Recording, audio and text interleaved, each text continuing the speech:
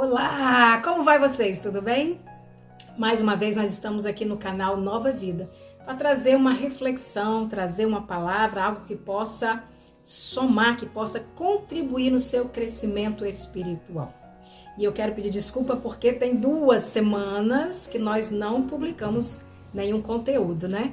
Falha minha, eu peço perdão de vocês pela correria, mas em nome de Jesus que essa palavra possa transformar e fazer você meditar no seu dia a dia, nas suas escolhas. E hoje nós vamos falar de Davi.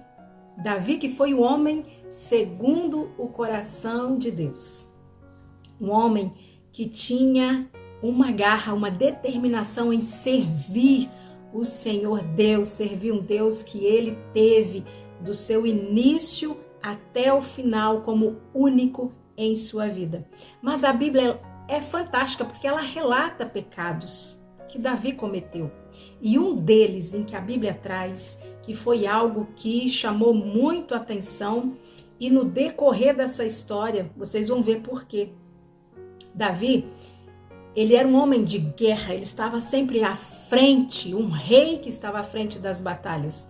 Deus dava vitória a Israel através do reinado de Davi. E Davi, em um certo momento, não foi à batalha.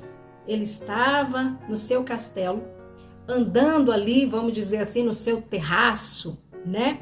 E ele viu ao lado de sua torre, ele viu uma mulher que chamou a atenção dele. Ela chamava Batseba, o texto traz. E ele gostou dela e mandou chamar e teve relações com ela. Dessas relações, o texto diz que depois ela chega para ele e fala: eu engravidei. O marido dela, Urias, estava em batalha porque fazia parte do exército de Davi. Nesse meio tempo, tudo isso aconteceu e ela disse estar grávida. Davi, depois de cometer esse adultério, esse pecado, ele manda chamar Urias para poder tentar fazer com que Urias se deitasse com a esposa. Todo mundo lá na guerra. Urias volta a mando do rei. E o rei pergunta para ele, inventa um monte de mentira, como que está a guerra, como é que as coisas estão. Fala com ele para passar a noite em casa. E depois, no outro dia, ele retorna. Só que Urias não passa a noite com a esposa. Ele acha um absurdo, desleal com seus companheiros de guerra, ele ficar bem em casa, tranquilo, deitado com a sua esposa e os seus amigos, seus companheiros lá na guerra. Então ele passa deitado lá no castelo de Davi mesmo, no chão, e no outro dia fala: não, eu não fui me deitar com minha esposa. E Davi se preocupa porque ele está querendo arrumar uma forma de esconder o seu erro, o seu pecado. Por fim, várias coisas acontecem e Urias volta para a guerra. Davi, nesse versículo aqui de 2 Samuel, capítulo 11, no versículo 15, é o texto que eu quero que os irmãos e que vocês ouçam, que está escrito: escreveu na carta, dizendo, Davi enviou uma carta pelo próprio Urias, tá? Escreveu na carta dizendo: ponde Urias na frente da maior força da peleja e deixai-o sozinho para que seja ferido e morra. Com a morte de Urias, esse pecado de Davi não teria tantas consequências, porque logo que Urias morre, de fato ele morreu, porque o chefe da guarda lá colocou Urias na frente da batalha e, claro, à frente são os primeiros a morrerem. Urias morreu de fato. E aí Davi assumiu Batseba como esposa e gerou um filho. Queridos, ele escondeu de todo mundo. Porém, os olhos de Deus viram todo esse processo. E o que eu quero falar com vocês: um pecado atrai outro pecado. Um abismo atrai outro abismo. Viver uma vida pensando que não terá consequências. Fazer as coisas que dá na cabeça sem saber se está ferindo alguém, sem saber se está traindo alguém, sem pensar em lidar com as consequências, é fatal porque atrai morte. Seja morte física, seja morte espiritual e, claro, na maioria das vezes também dependendo dos erros, das consequências deles, traz a morte física. Então é importante pensar nas consequências dos atos, procurar saber se elas estão de acordo com o que a palavra traz como certo, como errado, ou seja, como pecado ou não.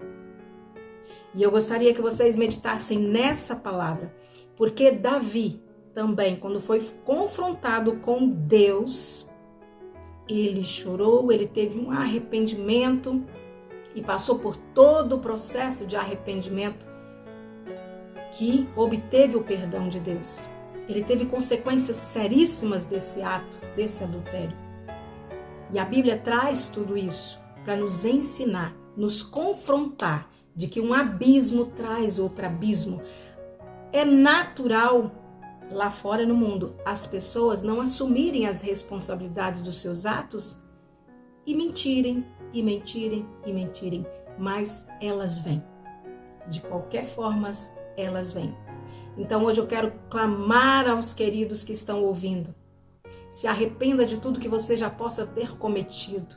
Se arrependa diante de Deus. Procure alguém, um servo do Senhor, alguém de sua confiança para você confessar o seu pecado e alcançar cura para a sua vida.